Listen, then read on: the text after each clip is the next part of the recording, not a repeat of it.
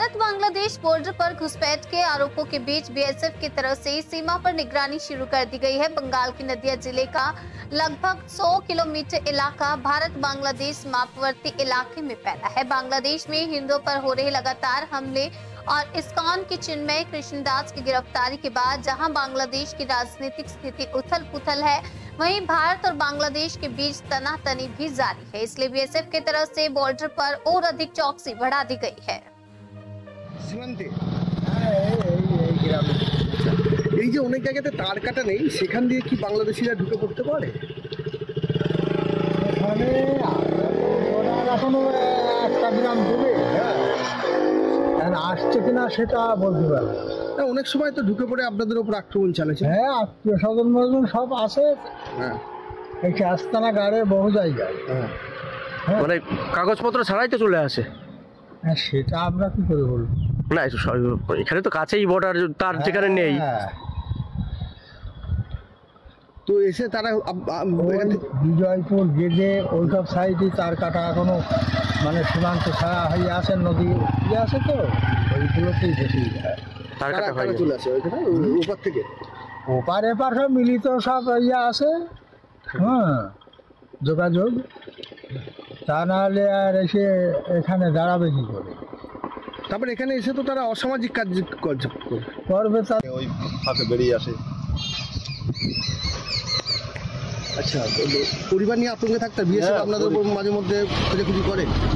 না, আমাদের এদিকে খুব একটা অসুবিধা হয় না, যেহেতু আমরা একটু দূরে আছি। যারা বর্ডারে কোলে থাকে আসে তো ভয় তো লাগে। হ্যাঁ, ভয় তো লাগবেই যে কখন কি হয়ে যায় না যায়, কখন দুর্ঘটনা ঘটবে, কখন অশান্তি হবে, এই নিয়ে চিন্তা থাকে।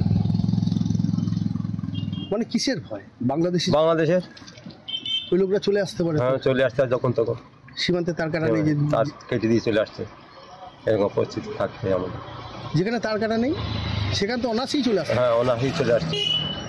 মানে এরা ঢোকে কি করে? বিএসএফ একটু নজরদারি এদিক ওদিক হলেই ঢুকে যায় নাকি? বিএসএফ কত একটা মানুষ কত সময় ডিউটি করতে পারে, তাদের তো যারা আছে একটু চোখে, ঘন্টার পর ঘন্টা একটা মানুষ বসে থাকতে পারে না। যখনই ওরা নির্দেশ আসে তখনই তো এই যে বাংলাদেশে যে পরিস্থিতি বর্তমান তৈরি হয়েছে, এটা তো সবসময় আপনাদের ভয় লাগে, আতঙ্ক লাগে? তো লাগে না, কখন সবই দেখছি আমরা। হ্যাঁ, বাংলাদেশের উপদ্রু এখানে যত শরণার্থী এখানে এসে আমাদের এই সমস্ত জায়গা দখল করে নিয়েছে। আর বাংলাদেশে গন্ডগোল হচ্ছে, এখনো দেখি আলাম টিভির মধ্যে বিরাট মারামারি, গন্ডগোল।